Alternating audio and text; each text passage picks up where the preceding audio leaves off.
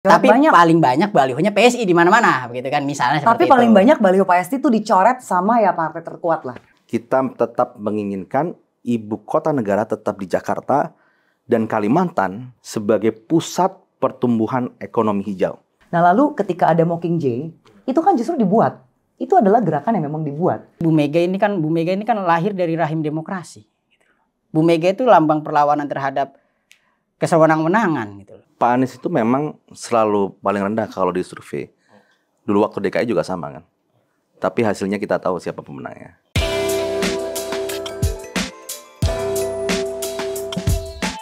Halo teman-teman Nalar TV, balik lagi bareng saya Ahmad Hidayah di program Ngobrol Nalar. Nah, hari ini kita tapping di hari Rabu, artinya udah 2 hari di masa kampanye ya, masuk masa kampanye.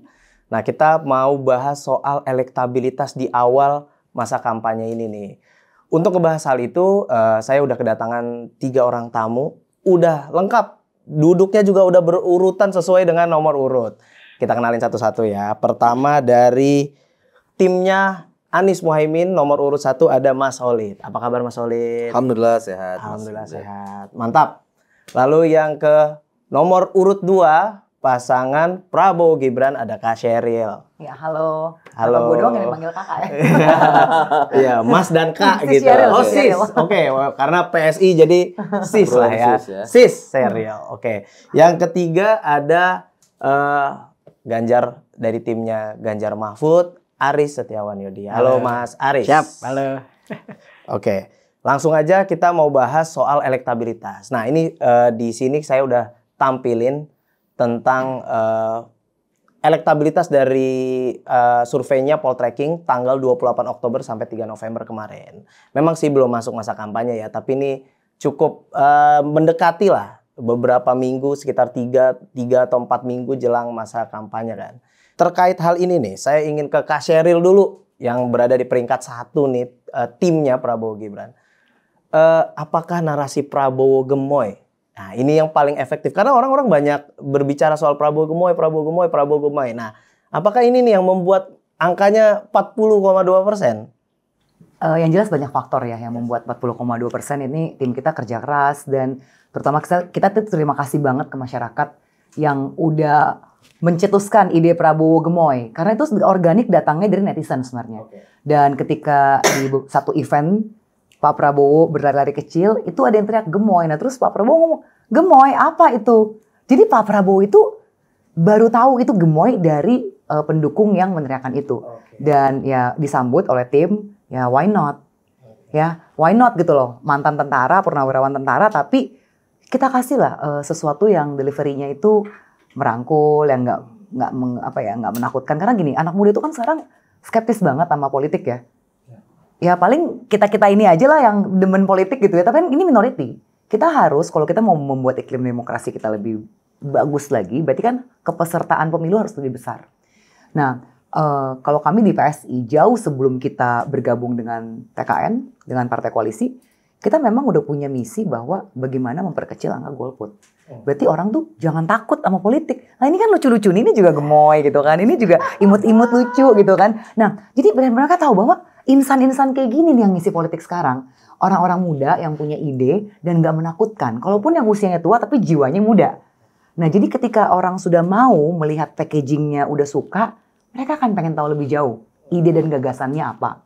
Jadi kalau dibilang gara-gara gemoy bisa naik, mungkin iya. Tapi tentunya kita gak bisa cuma berhenti dengan packaging. Ketika udah suka lihat gemoynya, lalu dengerin apa. Misalnya gini ketika di CSIS. Di CSIS itu di hadapan 70-an lebih duta-duta besar dari seluruh dunia, Pak Prabowo deliver banget gitu loh. Ketika ditanya apa, dia bisa menjawab karena dia adalah pelaku sejarah, dia bagian dari sejarah, dan dia punya pengalaman tinggal di luar negeri, dia punya pengalaman menjadi orang Indonesia, dia punya pengalaman juga bagaimana melihat tentara itu kan dari berbagai status sosial dan ekonomi ya. Apa kendala mereka, keluarganya. Jadi deliver banget lah ketika ditantang soal bagaimana standing point Pak Prabowo terhadap Uni Eropa. Saya rasa message nasionalisme itu yang begitu membuat orang suka gitu loh.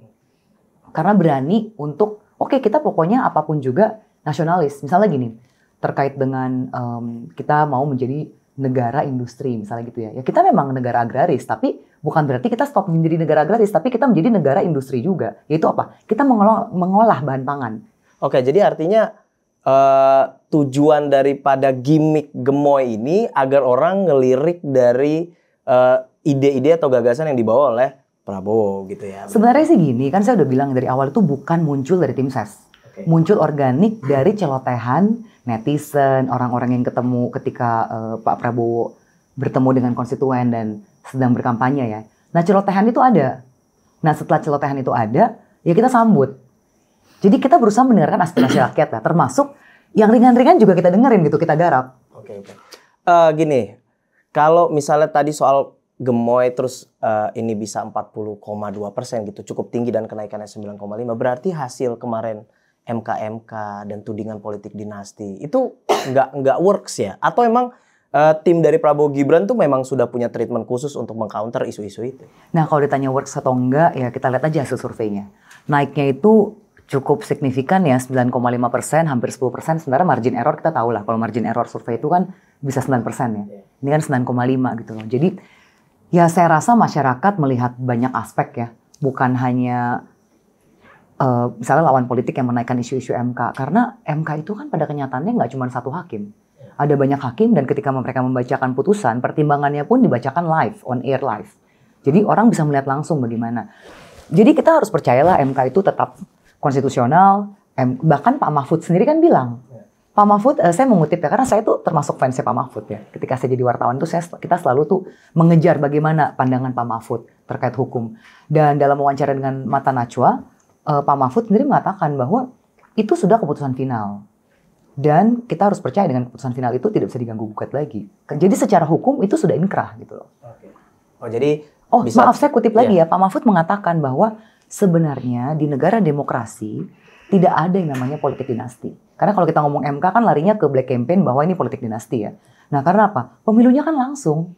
Misalnya silakan aja, misalnya pasangan calon lain pendukungnya mengeluarkan kampanye-kampanye untuk menyerang, tapi pada akhirnya kan rakyat yang memutuskan, rakyat yang akan mencoblos. Kalau memang mereka ngerasa nggak suka, ya nggak dipilih juga kan, meskipun dia anak raja, anak siapa gitu kan, atau ya saat ini kan anak presiden ya. Karena at the end rakyat yang memutuskan. Gitu.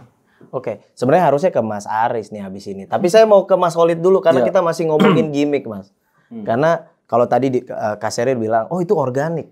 Nah kalau selepet sarungnya itu tuh kan viral banget tuh. Dan angkanya juga naik nih 6%. Apa 6% ini nih karena selepetan sarung itu? Dan itu organik apa gimmick Mas?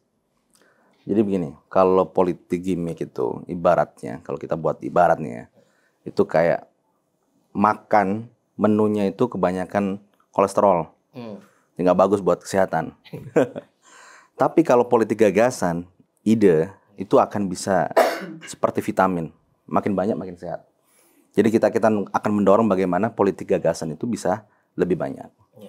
Jadi kalau kita lihat nih ya, kayaknya pasangan Amin yang paling banyak menghadiri forum-forum diskusi terbuka. Ya, dan hampir semua undangan pasangan Amin selalu hadir. Jadi kalau saya melihat, ya kami melihat memang karakter, personality, dan keunggulan dari pasangan kami adalah mereka bisa menawarkan gagasan yang baik, artikulasinya baik, dan bisa mempengaruhi ya bagaimana ide-ide yang sedang diperbincangkan oleh masyarakat luas. Jadi langsung pada hal-hal policy yang bisa dirasakan oleh masyarakat.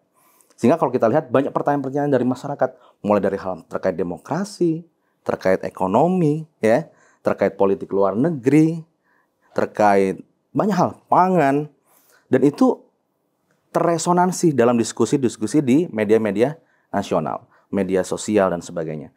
Saya pikir inilah yang kemudian kalau dari biasanya sih kami itu selalu dapat jelek ya survei ya. Iya. Pasangan Amin kan selalu dapat jelek ya. Sekarang ini walaupun nomor 3 ada rebound sedikit lah. Ya kami syukurilah sebagai sebuah feedback. Tapi kami melihat kalau membaca survei itu Mas Ahmad, kita lihat itu periodenya 28 Oktober sampai 3 November. Artinya survei itu kita harus mendudukannya sebagai sebuah potret pada waktu itu. Ya. Apakah ini bisa menjadi prediktor? Tidak bisa secara otomatis. ya kan? Karena kita harus forecasting sesuatu itu variabelnya terlalu banyak.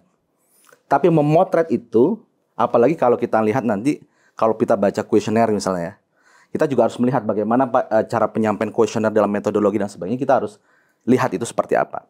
Jadi kalau kita lihat dari hasil survei sekarang dengan peringkat ketiga, rebound menjadi 6%, 24,4%, ya kami syukuri. Sebuah, ya biasanya kita kan dapatnya kan selalu turun nih. Iya. Nah, ini menarik nih, kita rebound gitu ya. Tapi kami melihat fenomena apa yang ditangkap oleh lembaga survei, ini adalah karena kami selalu konsisten dengan politik gagasan. Politik gagasan inilah yang kemudian ini penting dalam lembaga demokrasi, dalam negara demokrasi, gagasan itu harus menjadi dominan. Kalau gagasan itu dominan, maka rakyat akan naik level. Ya. Rakyat akan tercerahkan. Jadi semakin banyak rational voters, pemilih rasional, itu akan semakin bagus. Dan ini harus kita terus dorong di sini. Nah, kalau masalah konten-konten seperti itu hanya, ya itu sebagai sebuah, ini aja, apa namanya, ya having fun lah. Politik ini sebagai sebuah hal yang ceria, seperti itu. Tapi intinya, substansinya yang harus kita kedepankan. Misal nih, apa sih yang membedakan kebijakan pajak dari Amin, Prabowo Gibran, dan Ganjar Mahfud? Misal, dalam sisi policy pajak. Apa sih perbedaannya dalam membuat policy di bidang ketahanan pangan, kedaulatan pangan, kemandirian pangan dari Amin, Prabowo Gibran, dan Ganjar Mahfud? Misal nih, Prabowo Gibran food estate. Tim Amin berbeda pandangan itu. Nah, itu harus dieksplorasi. Sampai setajam mungkin, sampai sedetail mungkin. Nah, akhirnya masyarakat tahu, oh, kalau Pak Prabowo Gibran jadi pemimpin, dia akan menjalankan food estate dengan hasilnya seperti ini. Kalau Amin dengan kontrak farming seperti ini. Nah, ini bisa diadu nih. Atau Ganjar Mahfud seperti apa? Itu akan lebih keren. Nah, sehingga itulah yang harus kita dorong bersama. Oke, saya mau ke Mas Aris. Tadi udah kedua ini. Siap. Nilainya stagnan dan cenderung kurang dikit gitu ya. Ini tapi ada yang menarik dari Ganjar Mahfud akhir-akhir ini gitu. Sering banyak perbincangan lah, apalagi soal positioningnya.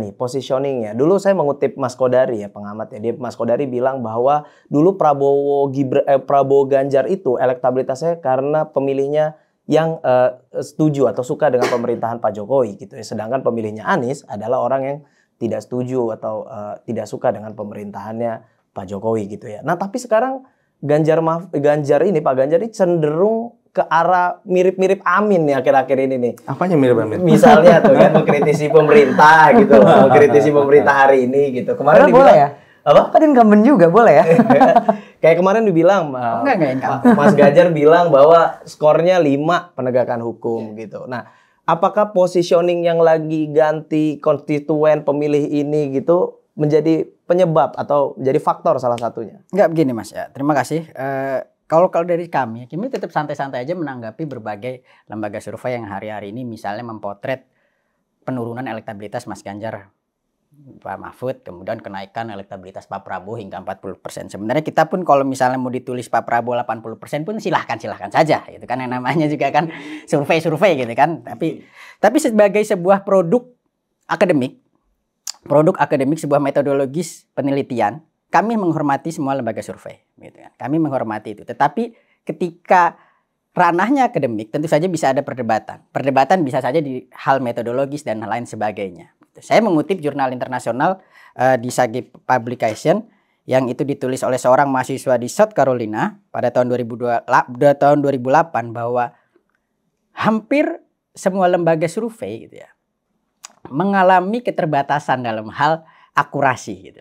Ya, memang betul ada beberapa yang akurat, tetapi tidak sedikit juga yang tidak akurat gitu. Sebagai contoh, di Pilpres Amerika 2016 gitu, dari 20 lembaga survei terbesar di Amerika dan paling kredibel, 19 lembaga survei itu sampai hari akhir pemilihan itu memprediksi Hillary Clinton menang dengan cukup meyakinkan. Hanya ada satu lembaga survei yang mengatakan Donald Trump menang, itu Los Angeles Times. Tetapi semua kita tahu hasilnya siapa? Donald Trump menang. Bahkan saat itu The New York Times memiliki lembaga survei Ipsos waktu itu mengatakan tetap Donald Trump menang sebelum hari pemilihan. Kemudian juga di tahun 2004 di Pilpres Taiwan, itu calon incumbent yaitu Chen Shui-bian diprediksi di minggu terakhir sebelum pemilihan itu tertinggal 2 digit. Seperti ini 2 digit kurang lebih dari calon lawannya Lien Chan. Tetapi hasilnya apa? Hasilnya adalah hasil pemilu itu yang tertinggal, dikatakan lembaga survei tertinggal Chen Shui-bian menang tipis pada hari H. Gitu. Artinya apa? Saya berpikir bahwa memang ada gap. Gitu. Memang ada gap antara pemilih yang dipotret kemudian pemilih di hari H. Gitu. Nah, saya mengatakan seperti ini. Juga kalau misalnya berkaca dari survei ini, ada 37% responden yang masih akan berubah pilihannya. Dan kami yakin ketika Pak Mahfud dan Pak Ganjar sudah mulai kampanye, sudah melakukan debat-debat politik di televisi, itu akan bergeser semua pemilih melihat, oh ternyata ini Pak Ganjar Pak Mahfud paling rasional gitu kan. Ternyata Pak Ganjar Mahfud paling pas gitu. Karena apa? Bahkan di hari pertama kampanye hanya Pak Ganjar Mahfud yang keluar Jabodetabek. Pak Ganjar dari Merauke ya, serba pertama matahari terbit. Pak Mahfud dari Sabang, di mana ada pesawat pertama dari warga Aceh saat itu di mana gitu. Ini kita ingin memotret bahwa masyarakat di luar Jawa ini yang penting kita rangkul, kita perkenalkan gitu. Mungkin saja tidak tersosialisasi atau kurang tersosialisasi popularitasnya Pak Ganjar, maka elektabilitasnya mungkin masih bisa digenjot lagi gitu. Mungkin berbeda dengan beberapa calon yang mungkin sudah 20 tahun ada di surat suara seperti itu. Misalnya seperti itu ya, misalnya. Jadi orang udah familiar gitu kan. Misalnya seperti itu ya Mas ya. Nah, saya merasa bahwa kampanye Pak Ganjar nantinya ini saya pikir bahwa akan menarik minat masyarakat. Kemarin di Papua menyatakan bahwa Mas Ganjar akan memfasilitasi adanya 1 desa, 1 nakes, 1 puskesmas. Itu kan sangat dibutuhkan masyarakat Papua, gitu kan? Kemudian juga 1 keluarga miskin, 1 sarjana untuk memutus rantai kemiskinan secara konkret. Kemudian Pak Mahfud di Sabang menjanjikan adanya kenaikan gaji untuk guru-guru ngaji. Ini hal-hal yang sesuai kebutuhan masyarakat per daerah, kita rekam, kita potret, dan kita kampanyekan. Dan kita yakin nanti secara survei akan lebih unggul. Walaupun secara survei internal kami juga merekam bahwa posisi Pak Ganjar di teratas seperti itu. Nah jadi ya seperti itu. Kalau misalnya posisi Pak Ganjar sesuai dengan tagline Pak Mahfud, ini perbaikan. Oke. Saya mau kembalikan kepada posisinya daripada Ganjar, ya. Ganjar dan Mahfud gitu ya. Kemarin juga viral kan soal statementnya Ibu Megawati ya gitu ya kan, yang menyentil sedikit soal Orde Baru gitu. Okay. Nah kalau kita korelasikan sedikit dengan gaya kampanyenya Mas Ganjar yang salam 3 jarinya seperti film Hunger Games gitu kan. Kalau teman-teman tahu ya film Hunger Games itu yang Mockingjay. Ya itu adalah Katniss Everdeen yang melakukan keresahannya terhadap The Capitol yang berkuasa pada saat itu. Nah, apakah intinya mau posisinya gitu? Apa memposisikan diri sebagai oposisi dari pemerintahan hari ini? Sebenarnya posisinya itu seperti saya mengutip Prof. Mahfud ya. Ini sesuai dengan dalil gitu, bahwa posisinya Pak Ganjar Mahfud ini tagline-nya perbaikan. Jadi memperbaiki yang kurang gitu kan, kemudian mempertahankan yang dianggap sudah bagus gitu. Jadi justru ini yang paling pas menurut saya gitu. Jadi nggak semua hal harus dirubah karena pasti ada positifnya. Nggak semua hal harus diteruskan karena ada juga kekurangannya. Nah, Pak Mahfud dan Pak Ganjar ini tampil untuk menyeimbangkan itu. Jadi bagaimana masyarakat yang ingin yang bagus diteruskan, yang kurang diperbaiki, ya Pak Ganjar Mahfud pilihan paling tepat menurut saya gitu. Karena ini perbaikan gitu. Untuk masalah demokrasi ya itu kan potret-potret Pak Ganjar, Pak Mahfud mendengar dari masyarakat gitu kan. Kalau misalnya oh ini kita mau mau berkampanye ada mungkin dilarang atau diturunkan balihonya seperti itu kan. Kenapa baliho kita saja yang diturun itu mungkin baliho PSI juga banyak kalau diturun. Tapi banyak. Paling banyak balihonya PSI di mana-mana begitu kan misalnya seperti tapi paling banyak baliho PSI itu dicoret sama ya partai terkuat lah. Ya enggak lah, itu asumsi, itu asumsi, paling banyak. Itu asumsi. Ya makanya kita nggak bikin konferensi pers. Ya, itu karena asumsi. kita nggak mau bermain di ranah itu.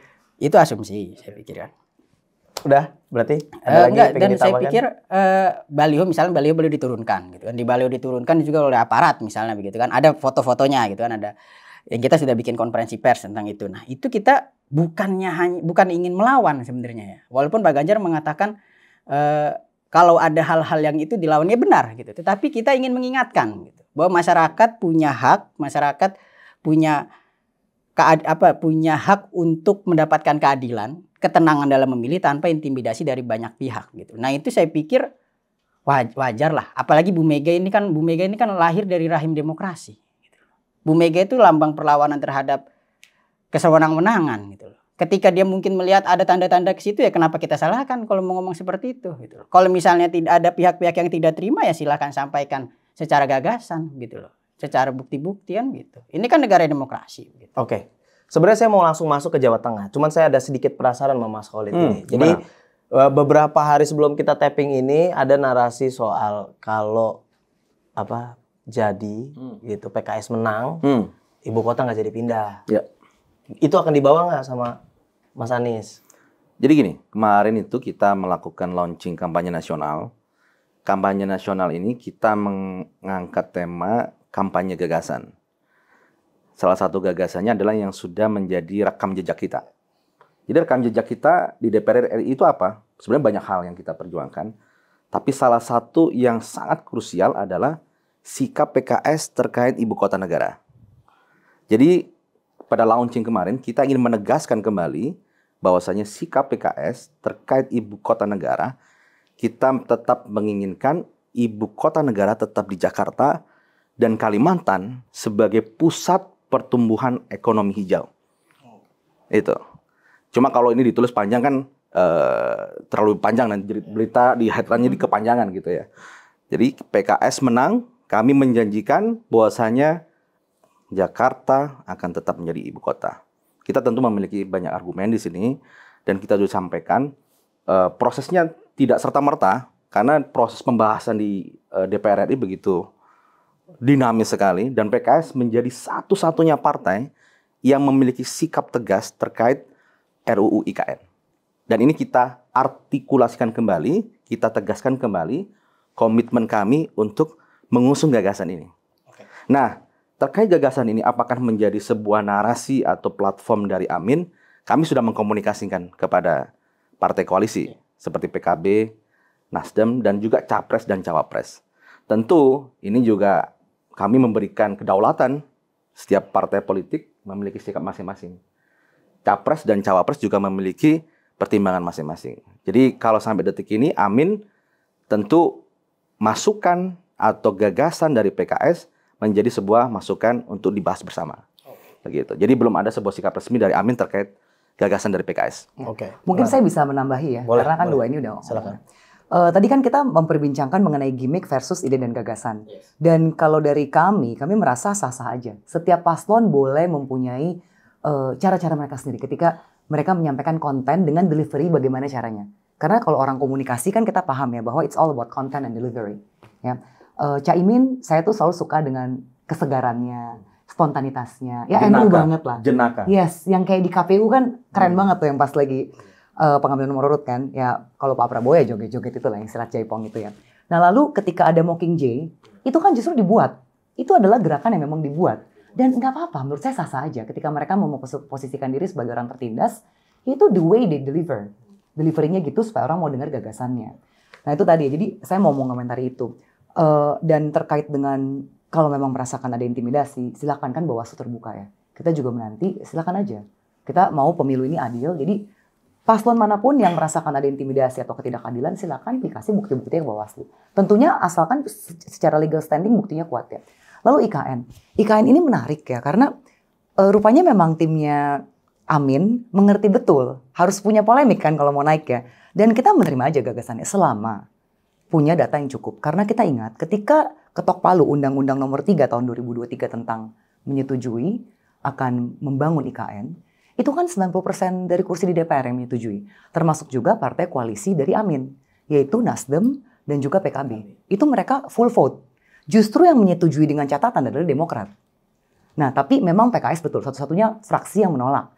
Nah, jadi menurut saya sih ya silakan aja dikomunikasikan. Cuman kan jadi lucu ya ketika udah partai koalisi tiba-tiba ada satu. Ini apakah udah dibicarakan atau enggak? Tapi yang jelas ketika DPR sudah ketok palu, berarti sudah konstitusional dan sudah mempelajari feasibility studies. Ya kalau misalnya saya mau mengutarakan kenapa IKN harus dijalankan ya panjang nanti seperti yang Mas bilang ya. Ada sesi khusus kalau bahas itu. Iya, Boleh. nanti episode lain aja khusus IKN ya. Tapi intinya ya kalau balik gimmick dan gagasan saya bilang sah-sah aja ya. Bebas aja paslon yang lain juga mau bikin gimmick apa. Oke. Aku tambahin mas bentar terkait Oke, gimmick boleh. gagasannya. Karena saya belum menjelaskannya. kalau Pak Ganjar dan Pak Mahfud ini justru sebenarnya saya bisa katakan ini yang paling original gitu ya. Kalau gimmick kan mungkin bisa dikatakan original tapi niru itu Mockingjay. Loh enggak. Original gitu dari mana nih? Ya, original itu kan pembawaan dalam kesehariannya gitu. Ini originalnya ini kan Pak Ganjar memang sejak dulu sudah ramah.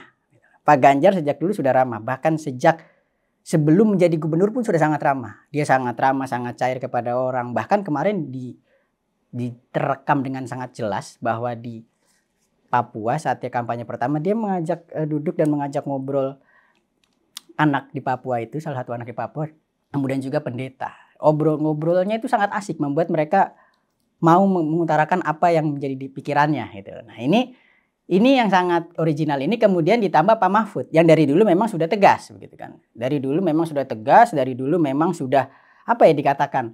Ini orangnya rudal apa kalau waktu itu Gus Dur mengatakan itu kita punya rudal untuk menyerang gitu kan. Nah, gagasan-gagasan apa yang dikira melenceng dari hukum ini Pak Mahfud punya gitu. Bahkan kalau dikatakan gagasan ya luar biasa. Bahkan Pak Mahfud itu satu-satunya cawapres yang gelarnya profesor gitu. Dan satu-satunya cawapres yang sudah lengkap dalam hal kepengalamannya.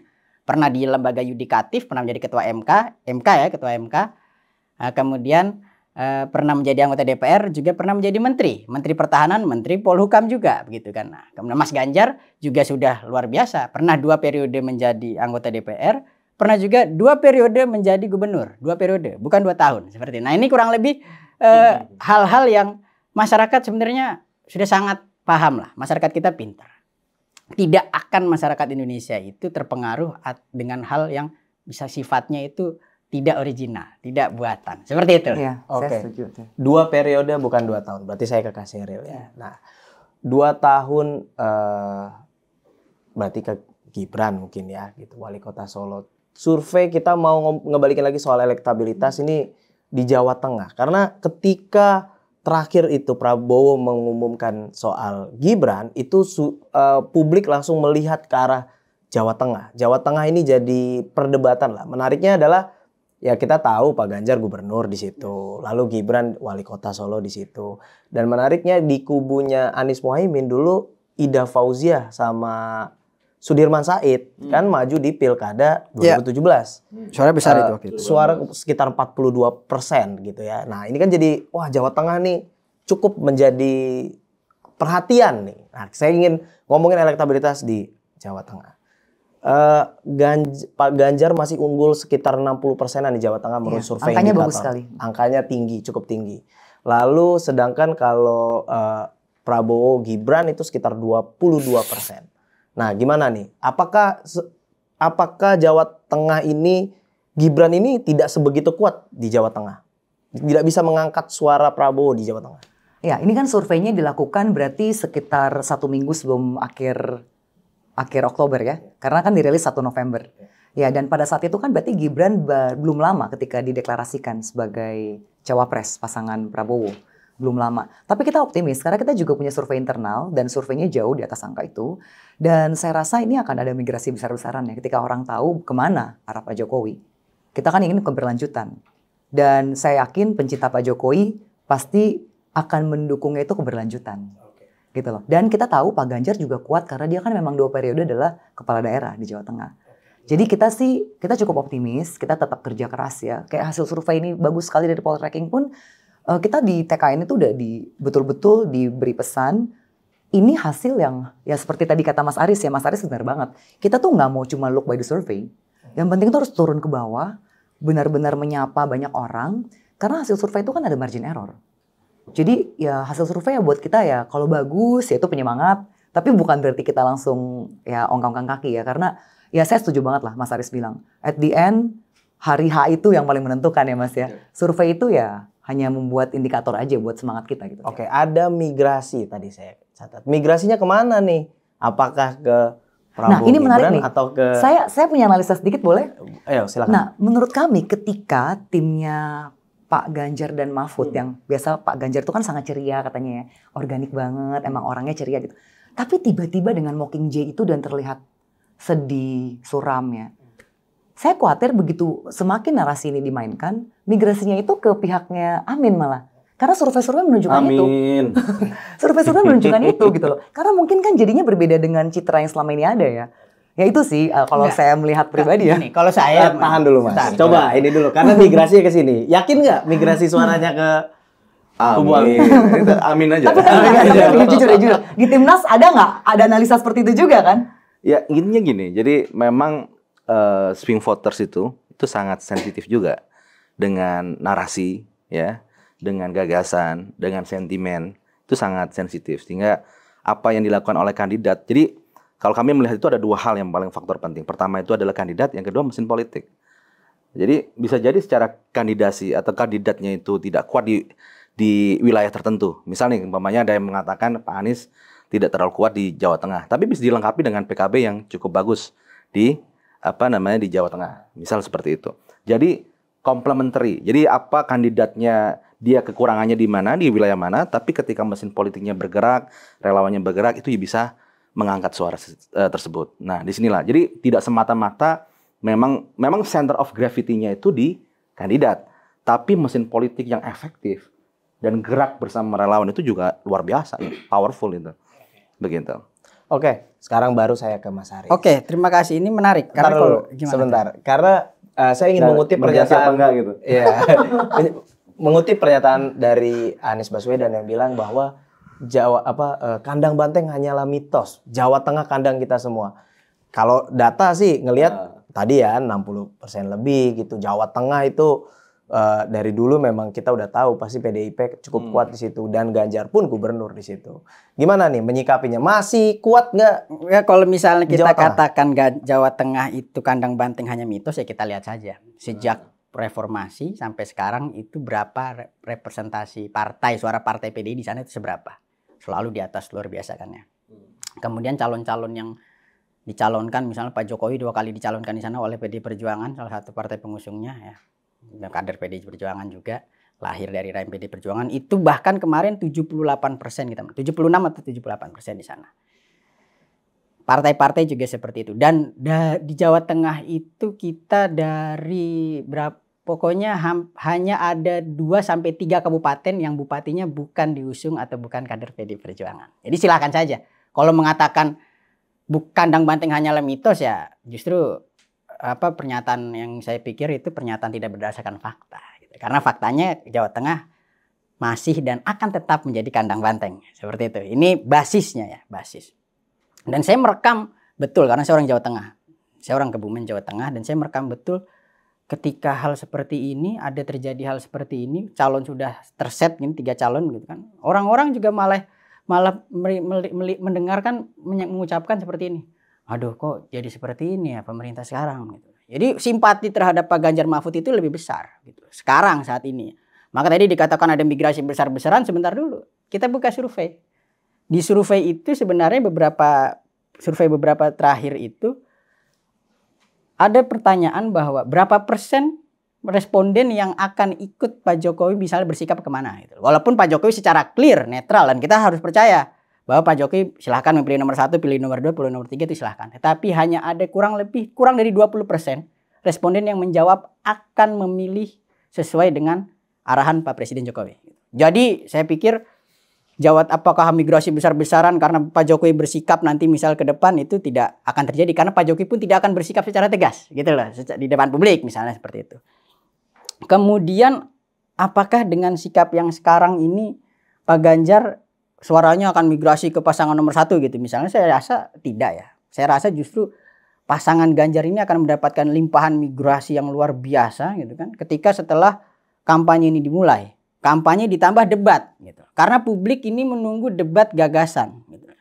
Kalau di dalam debat itu hanya mengeluarkan jargon, gimmick, itu namanya hanya kampanye gitu. Tetapi saya mengutip pernyataan Pak Doni Gahral, pengamat politik UI, bahwa publik itu membutuhkan pertarungan pemikiran, gagasan gitu. Dan gagasan dan program-program yang akan kita pertarungkan di situ. Misalnya Pak Ganjar akan menjanjikan guru naik gajinya 30 juta sampai 30 juta. Karena apa? Karena Pak Ganjar ingin sumber daya manusia itu unggul. Sumber daya manusia unggul tidak mungkin tanpa pendidikan yang baik. Pendidikan yang baik tidak mungkin tercapai jika guru belum sejahtera. gitu. Nah, bagaimana cara menyampaikan guru sejahtera? Salah satunya dengan menaikkan gaji. Jangan sampai guru lagi ngajar fokusnya terbelah karena harus bayar cicilan. Itu tidak ingin seperti itu.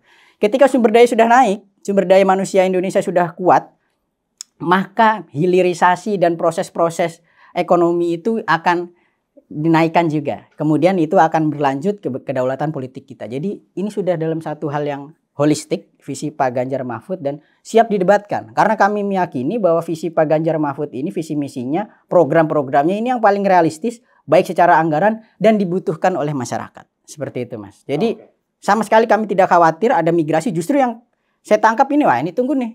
Ini baru 3 hari ini, kalau udah 30 hari aja ini kayaknya udah langsung migrasinya besar-besaran ke nomor 3 ini. Begitulah. Oke, saya ingin karena waktunya sudah semakin mepet, jadi saya ingin bertanya pertanyaan terakhir sama untuk ke semua narasumber saya hari ini. Mulai dari Mas Aris dulu deh. Apa yang menjadi fokus Ganjar Mahfud di masa kampanye? 75 hari ini apa yang akan dilakukan dan fokusnya apa? Pak Ganjar Mahfud, khususnya untuk Pak Ganjar, Pak Mahfud ya, ini adalah satu-satunya calon yang paling ingin merasakan dan mendengar apa itu keluhan dan kegelisahan masyarakat. Pak Ganjar Mahfud ini satu-satunya capres yang dalam kesehariannya itu menginap di rumah warga. Jadi orang kalau misalnya di rumah itu kan ngobrolnya sudah lepas, nggak ada media, nggak ada apa. Gitu. Mungkin media sesekali saja foto gitu kan. Tetapi semalaman itu si punya rumah itu bisa mengutarakan apa kemauannya, gitu. Apa harapannya, apa keluh kesahnya terhadap apa yang dirasakan selama ini. Pembangunan apakah sudah bagus? Yes, betul. Ada yang sudah bagus, tapi ada yang perlu diperbaiki, akan diperbaiki. Maka dari itu tagline Pak Mahfud mengatakan ini tagline perbaikan gitu. Ini sunatullah lah kalau kata Pak Mahfud seperti itu kan. Nah, fokusnya Pak Ganjar adalah mereka akan bergerak dari ujung Indonesia, ujung barat dan ujung timur, mengkampanyekan ke berbagai titik, mengkampanyekan bahwa Indonesia akan menjadi lebih baik. Indonesia dengan program-program Pak Ganjar Mahfud itu tadi satu keluarga miskin, satu sarjana untuk memutus rantai kemiskinan, satu desa, satu nakes, satu puskesmas atau satu pustu. Kenaikan gaji guru sampai 30 juta, guru ngaji dinaikkan, penyetaraan ijazah madrasah dan lain-lain. Ini adalah program yang akan digencarkan karena masyarakat membutuhkan itu. Karena kalau saya yakin, kalau Pak Ganjar dan Pak Mahfud sudah semakin dikenal oleh masyarakat dan programnya juga semakin diketahui masyarakat, maka kemenangan adalah sebuah keniscayaan. Itu, Mas. Oke, terima kasih. Sekarang saya ke si Sheryl, gimana nih apa yang akan dilakukan Prabowo Gibran? Karena saya lihat kemarin Prabowo masih di hari pertama itu masih di kementerian. Iya, karena mereka kan juga masih mengemban amanah rakyat ya, masih punya tugas yang ya Mas Wali kan masih jadi wali di hari Senin sampai Kamis, dia mengusahakan tidak ada cuti, jadi benar-benar kampanye hanya weekend. Dan Pak Prabowo juga komitmen masih jagain di Kementerian Pertahanan. Tapi kalau dari apa yang mau dikampanyekan udah jelas ya. Kita kan memang mengampanyekan makan siang gratis dan susu untuk ibu hamil, balita, dan juga sekolah-sekolah yang kurang mampu. Kalau Gibran kan juga udah bilang dengan dana abadi santri ya, dan pesantren itu yang sebenarnya sudah ada tapi akan disempurnakan. Karena kita memang tagline-nya itu kan keberlanjutan. Dan kalau kita lihat Pak Jokowi sudah sukses dengan infrastruktur, sekarang saatnya kita memperbaiki manusianya. Kita bukan memperbaiki saja tapi kita mau supaya nanti pada saat Indonesia emas, orang-orang Indonesia itu bukan cuma punya kekayaan alam, tapi juga kita punya a very strong human capital. Karena kita lihat Singapura, negara tetangga, nggak ada kekayaan alam, tapi mereka pintar banget ngolahnya kan, manusia-manusianya itu. Nah itu cita-cita Prabowo Gibran. Bagaimana manusia Indonesia ini akan sederajat dengan negara-negara maju lainnya. Nah kita mulai dengan apa? Hal paling basic dulu, gizi. Karena nggak semua orang seperti kita berempat. Kita ini privileged people gitu loh. Kita ini di Indonesia, tinggal di ibu kota, kita sangat mudah. Kita dapat makanan bergizi bisa, kita punya knowledge-nya, kita punya pengetahuannya untuk makan yang bergizi apa ya. Nah sementara orang-orang di luar Pulau Jawa, nggak usah luar Pulau Jawa deh, luar DKI aja, kadang uangnya ada, ya meskipun ngepas, tapi dia lebih memilih makan misalnya mie instan, karena enak, saya juga doyan. Tapi ini kan bagaimana mengubah mindset, supaya orang mau hidup lebih sehat, dari kecil udah dibina. Jadi ketika dia menjadi calon ibu, badannya udah siap, dia tahu bagaimana merawat janinnya. Karena kita tahu stunting itu kan terjadi ketika 1000 hari pertama dari pembuahan di perut, di rahim, tidak mendapatkan gizi yang cukup. Kita ingin kedepannya generasi Indonesia akan lebih unggul lagi. Jadi keberlanjutan dari infrastruktur sekarang manusianya. Dan ini sebenarnya mirip dengan Tiongkok ya. Saya lihat Tiongkok, saya dulu kebetulan kuliah di sana sebentar. Di Tiongkok itu 70 tahun mereka hanya mengejar pendidikan. Tapi mereka kan ketahanan pangannya juga luar biasa. Mereka salah satu eksportir pangan terbesar dunia. Jadi saya lihat memang apa yang selama ini komitmen Pak Prabowo dalam berapa kali dia maju Pilpres selalu kan bicara ketahanan pangan ya. Dan dilakukan oleh negara, salah satu negara terkaya di dunia sekarang. Itu udah jauh puluhan tahun yang lalu. Saya tahun 2008 ke Tiongkok, itu petaninya udah pakai rekayasa. Membuat bagaimana dengan negara 4 musim yang sangat jelek cuacanya, mereka bisa bertani sepanjang tahun. Jadi udah ada knowledge-nya, udah ada know-how-nya. Nah itu juga akan dipikirkan karena kita juga salah satunya visi misi kita. Kita akan membuat bagaimana digitalisasi rantai distribusi. Jadi ketika petani, kita sudah fasilitasi bagaimana kita membuka lahan gambut ada jutaan hektar, nanti lahan gambut itu lahan yang sangat jelek ya. Kita akan bagaimana rekayasa supaya lahan itu bisa ditanami dan hasilnya bisa untuk petani. Kita juga akan digitalisasi untuk distribusinya. Karena untuk apa mereka bisa bertanam, bercocok tanam lalu nggak bisa jual hasilnya gitu kan. Jadi memang banyak sekali nih yang bisa kita kejar dan saya yakin siapapun nanti pemenangnya, ide dan gagasannya semua bagus-bagus, tinggal rakyat memilih. Saya yakin kita nih nanti akan jadi negara yang besar asalkan kita ya punya persatuan, kita kompak. Karena ada seorang expert, ini mengutip lagi Pak Prabowo bilang, Indonesia 2045 itu kita punya momentum untuk jadi negara maju. Asal elit-elit partainya bersatu. Jadi ya nanti sih moga-moga nih setelah selesai pemilu ya, kita semua ya bergandengan tangan lagi. Bagaimana kita membentuk Indonesia yang lebih baik. Karena kan ini mas-mas ini pintar-pintar, ini juga anak muda gitu loh. Kita butuh nih orang-orang kayak gini gitu. Selesai pemilu ya udah kita bergandengan tangan lagi, jadi teman lagi. Kita berjuang bersama untuk Indonesia. Itu yang selalu diulang-ulang oleh Pak Prabowo dan Gibran gitu loh. Oke, terima kasih. Sekarang dari Mas Khalid nih, gimana caranya supaya meningkatkan elektabilitas di masa kampanye? Gimana nih? Apa yang akan dilakukan yang menjadi fokus dari Anies Mohaimin? Pak Anies itu memang selalu paling rendah kalau di survei. Dulu waktu DKI juga sama kan. Tapi hasilnya kita tahu siapa pemenangnya. Jadi itu yang pertama.